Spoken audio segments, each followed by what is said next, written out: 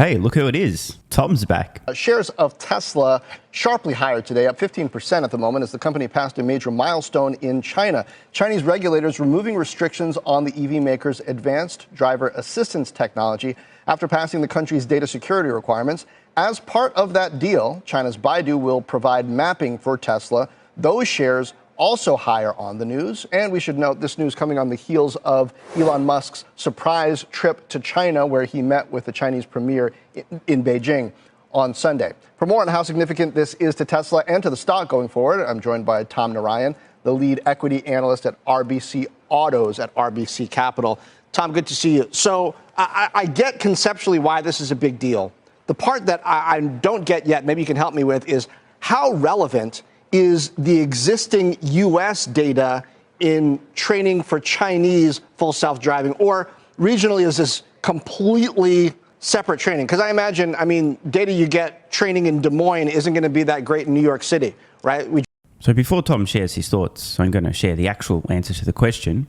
Given the fact that Tesla is developing a generalized solution here, the data that they're collecting anywhere on Earth is extremely valuable, very useful, but incomplete. Is there anyone watching who's ever driven a car in a foreign country? I'm sure at least some of you have, right? You'll know the experience. If you're driving on a different side of the road, left-hand to right-hand drive or vice versa, street signs look a little bit different. It takes a moment to get used to, but you have the general principles of how to drive and not kill people, unless you're an absolutely terrible driver, in which case, get the fuck off our roads, please. So the vast majority translates rather well, but there's obviously some local nuance and variation that takes a moment or two to get used to. You need a little bit of additional data to finish the job, so to speak. But I just want to completely dismiss the idea that, for example, Tesla would be starting from scratch with autonomy in another country. Not even close. The entire foundation translates. It's just the local variations that need to be trained on. Oh, and by the way, also worth pointing out, just in case you folks are unaware, the vehicles that Tesla has that are not in the United States are also covered in sensors and can collect data. So it's also not as if Tesla needs to wait until they get approval to start operating FSD before they could be accumulating data from any other regions on Earth. So that is the answer to this question. They've done 95% of the legwork already with FSD, irrespective of where the data was collected and where the software first operated. Obviously, on day one, FSD launching in a new region won't have as much data and won't be as capable as a region in which it's been operating for some time, because humans using that software are also training the software to get better. It's like a feedback loop. But the software is not starting from scratch, so it won't be too long before it catches up. By the way, this is actually a good question from the dude on CNBS. Like, it's important context. If you don't know the answer to this, you might be very confused. Or is it going to take Tesla years now to start getting capabilities in China with FSD? What about when they release it in this region and that region? Drive different in different places in this world. Yes and no. So what we've learned from FSD in the US is the highway driving is already as good as it's going to get. It's amazing. The difficult part is the urban environments. And what we've noticed from urban environments in China is that they actually are pretty similar to urban environments in the United States. And the other thing I would note is, remember, the Chinese, it's a central government authority that wants this to happen, that wants to have level 2+ and potentially more robotaxis, etc. So Tom's raised a very important point here, okay? The CCP gets what the CCP wants, or else. Personally, I would prefer government stay the fuck out of people's lives. I'm a big fan of freedom of choice, freedom of action, just freedom in general. The CCP is in direct opposition to my own values, but that means that if they want something to happen, it will happen. It's no accident, by the way, that China is the world's most advanced electric vehicle market. The CCP wanted EVs, and they got them. There is a more likelihood that we'll get to autonomy faster, actually, in China than there will be in the U.S. So while, rural areas, highways may be somewhat different, that part is not the difficult part. It's really the urban environments. And in the dense urban environments in China, it's actually not as different as what we have in the U.S. Looking out for investors, is there a kind of TikTok risk here for Tesla? I mean, Teslas are driving around with cameras on them, sensors, looking at who's going where, how people drive. The argument could be made, I'm sure, from the Chinese government side, and probably has been made. It's why it took this long to get this kind of approval. That, boy, that's spy material if it's all getting sent to the U.S. So could this end up being a bargaining chip getting turned on and off in these periods of U.S.-China tensions, or is there enough benefit, social, societal benefit that China's getting that they're not going to want to do that? Yeah, I mean, this has been going on for a long time where they didn't allow that data to go back to the US for the, algorithmic learning. So clearly the reason why they accepted it now is there's a reason, and it's what you just pointed out. It's safety. FSD in the US is 5 times safer than a regular car, not 5% more, 5 times safer, right? So, governments like China, certain states in the US, they're looking for the greatest good to society. It's saving lives. It's definitely a huge utility that it does. So I think it's really them looking at what's the best thing for society, and it's saving lives, limiting accidents. That's really what's the driving force here. Does this end up helping Tesla longer term with what might be seen as a margin problem, right? There have been all these price cuts as Chinese EV competitors are going up against Tesla. Do you think Tesla is going to license this technology to others within China and therefore make margin whether they're selling hardware or not? Or are they going to keep this internal Apple style and use it to try to justify? Interestingly worded question there. He's asking about licensing FSD specifically within China. Now, as I've said in the past, and I'll continue to say until it happens, and then I can say, hey, I said that was going to happen, and then it happened again. At this point, it's pretty clear that the first major US automotive manufacturer to announce that they will be partnering with Tesla to license FSD will be Ford. I suspect if there's any EV startups that have brains, they'll probably jump the gun, because it's a lot easier if you're making approximately fuck all vehicles per quarter to cover them with sensors, since you're already losing fuck tons of money on them and hardly selling any, include a Tesla FSD computer, and prepare the partnership. But in terms of volume manufacturers in the United States, it's pretty clear Ford's going to be first in line. As for China, this will be quite interesting. I don't really have a strong intuition either way. It's entirely possible that the CCP puts the people's safety above their home team, e.g. Chinese companies developing their own autonomous software, in which case you would expect Tesla would begin licensing FSD to China-based companies as well. They are going to have the most capable, aka the safest software, hands down. That comes down to the data lead. And if that's the case, if the CCP really cares about people's safety, to the point where, for example, in a hypothetical scenario, maybe they decide everyone needs to get locked into their own homes to keep everyone safe, for example, if they have that extreme of a view of, quote, safety, then I won't be surprised if Tesla is licensing FSD to a bunch of companies in China within a few years. However, it's also possible the CCP says, nah, fuck that.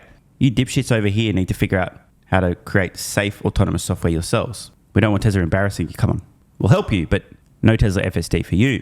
Interestingly, though, just another observation. Isn't it fascinating? We're now starting to hear the conversation in the finance media about Tesla licensing FSD. The same licensing of FSD that was included in my Tesla valuation model, version 0.0001, published back in November 2021 on Patreon. It's only taken the world about 3.5 years to start catching on. Better late than never, by the way. Latest version of my evaluation model with major changes having just been posted. Join Patreon at the investor level and above with a link in the pinned comment. So I'm curious to see what Tom has to say, because again, I don't really have a strong intuition either way. Selling their cars either at higher prices or getting a government subsidy if they can prove through data that it is safer.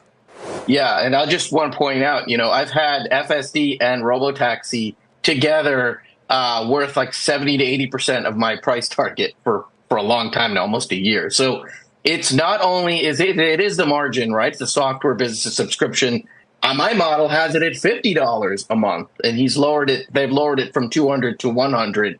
Just imagine when you put the gross margins on a software product, the multiple you can get.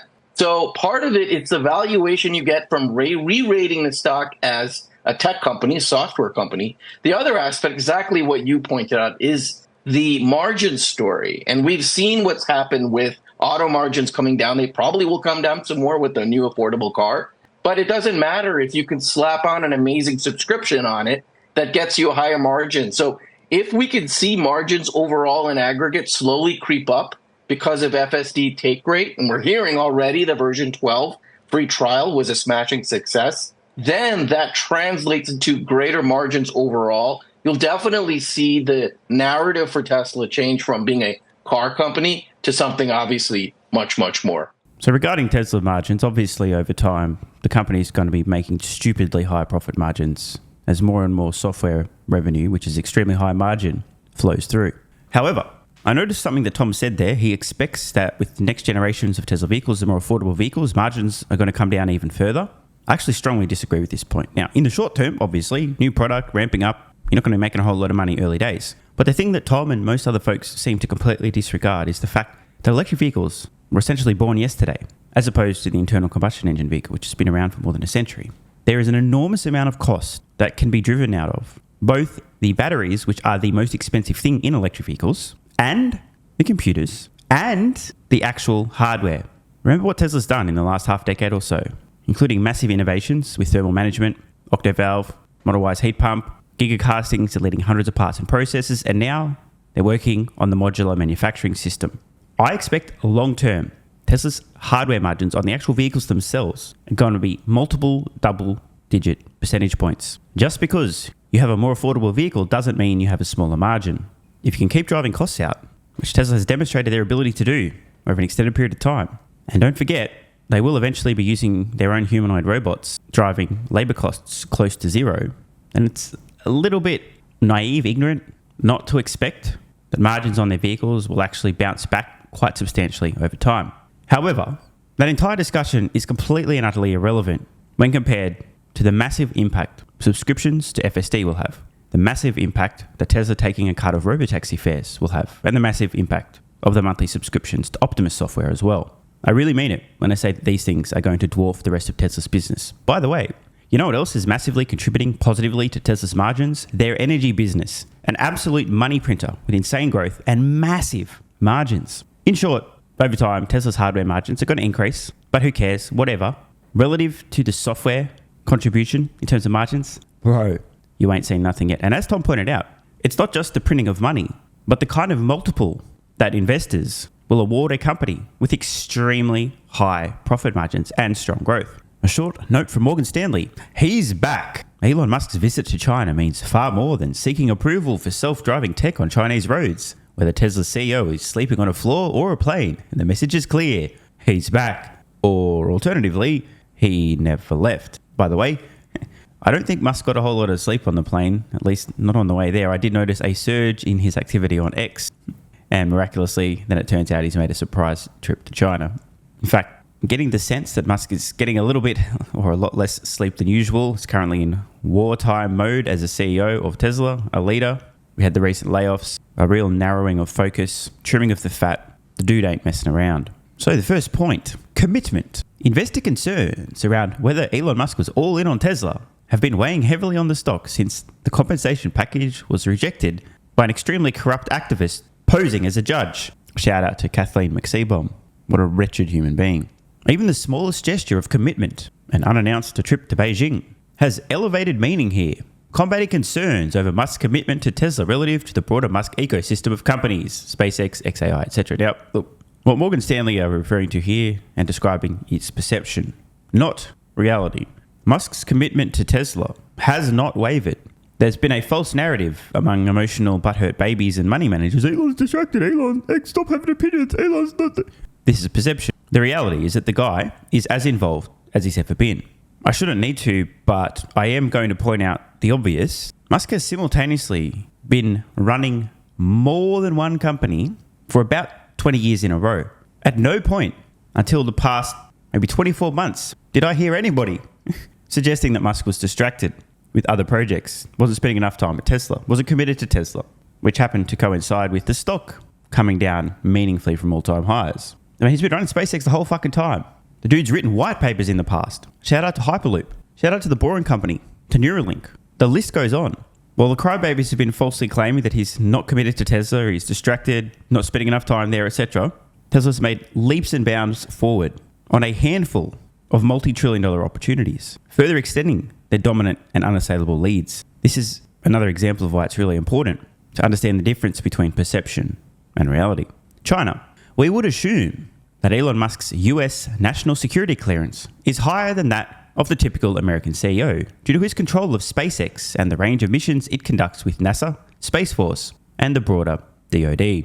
Achieving a potential détente, in case you guys are unaware, it's an easing of tensions, with the PRC, People's Republic of China, on such areas as autonomous driving and FSD, with its obvious national security sensitivity given its dual-purpose technology, is surprising and deserves greater research and understanding. For now, Musk winning blessing from the PRC for FSD rollout in the country seems to address embedded fears of Tesla's China profit Morgan Stanley estimate China accounts for as much as half of Tesla's profits. They also, in the past, historically have been extremely skeptical. I believe they assumed that Tesla would never, ever operate autonomous vehicles in China, last I recall. And the third point, technology.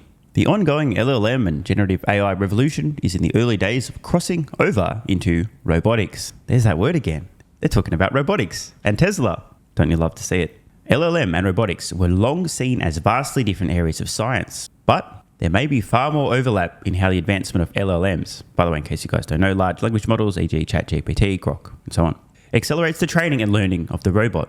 Whether it is a car-shaped robot, e.g. a vehicle, or a human-shaped one, e.g. Optimus, the AI brain is searching for its robot body, and the body is the vessel of the AI soul. Getting a little bit esoteric here, but they do have a point here, as I've discussed in the past. Remember I talked about essentially being able to transplant the brain of Tesla's vehicles into the humanoid robot? That's the concept they're referring to here. The key takeaway from today's video, if we're to believe the discussion around FSD rolling out in China, Tesla having a fairly generalized solution, so it's not like they're starting from scratch, Tesla licensing FSD to other companies globally, and of course being able to transplant the brain of the vehicle, e.g. FSD, into a useful humanoid robot, the key takeaway is pretty clear.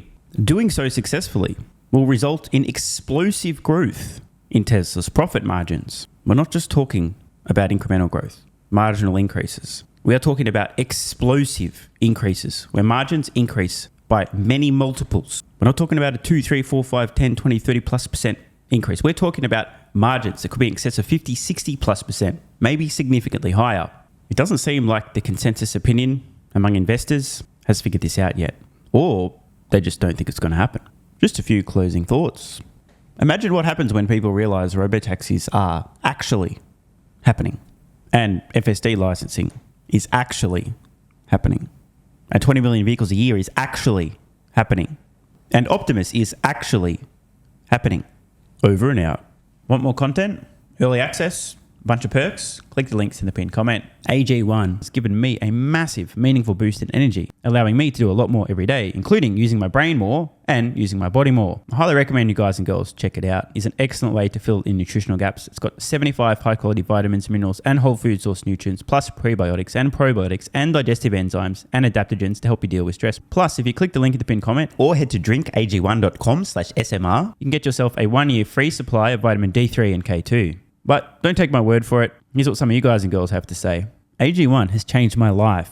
I was, as you described, treating myself like a circus, ate like trash, rarely exercised, used alcohol as a stress crutch, cannabis also. AG1 is what gave me the kick in the ass, got me back to the gym, motivated me to do more for myself, family, my business, etc. Keep doing what you do. Now, I know there's some skeptics, the same kind of people who think Elon Musk is a fraud, reading this going, what do you thought? There's no way that's possible, bro. It must be a placebo effect. Believe it or not, this is a recurring theme. If you give your body everything it needs to feel and perform its best, including having a lot more energy, you'll need ways to use that energy. For me personally, that includes more exercise, moving my body more social activity, and more cognitively demanding tasks, including producing a ton of exclusive content over on Twitter and on Patreon, plus my daily YouTube uploads. The proof's in the pudding. On to another testimonial from a viewer of this channel. SMR, you asked me to provide feedback on AG1. Here it is. It has helped with mental acuity, stamina, and intestinal waste management.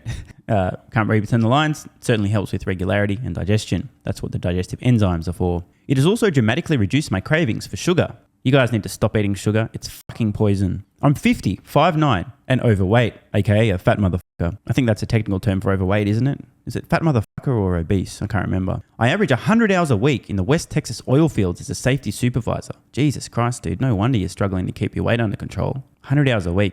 Brutal. It has helped me lose weight. It is not an appetite suppressant. It can help fat people suppress cravings, and motivation to be healthier is critical for changing your diet. Love you, brother. Again, this is a great point. It's something people really don't seem to grasp. If you have more energy, everything becomes easier. It's like turning on easy mode for life. A few years ago, before I was taking AG1, my health was trash. I was struggling to get through the day, had afternoon fatigue. The last thing I wanted to do was either use my brain or move my body. Didn't have the energy. Now, my biggest struggle every day is figuring out ways to use that energy. I'm exercising way more, doing a lot more with my friends and family, and of course, my work output has increased substantially. And you can fact check me. Check out the average length of my videos I was posting to YouTube 3 years ago. Need I say more? And one final testimonial. Love this one.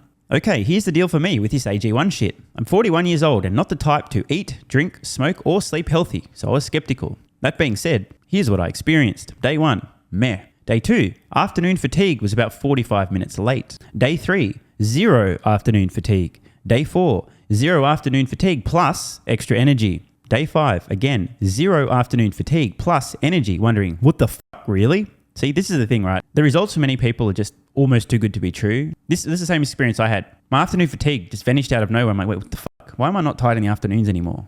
Surely, it's not that AG1, is it? Turns out it was. Day 6 and 7, same thing. Day 8, same thing. Plus, I had the want to get things done around the house that I normally would slack off and not get done. Again, the point, extra energy, you'll need to use it. You'll find ways to use it. Day 9, 10, and 11, and today is day 12.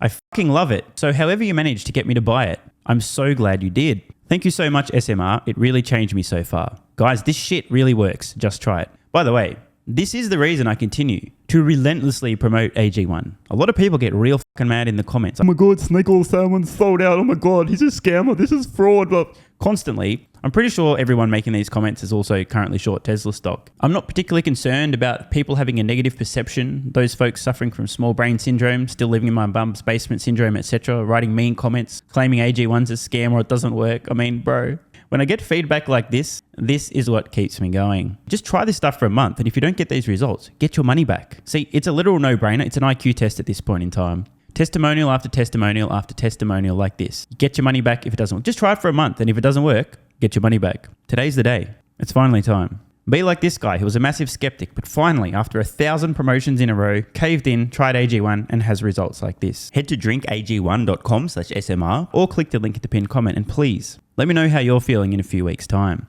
Now, if you'll excuse me, time to put my extra energy to good use. I'll be recording some more exclusive content for Patreon and my Twitter subscribers. So click the links at the pinned comment. See you over on Twitter and or Patreon, and don't forget to grab your AG1. Love ya.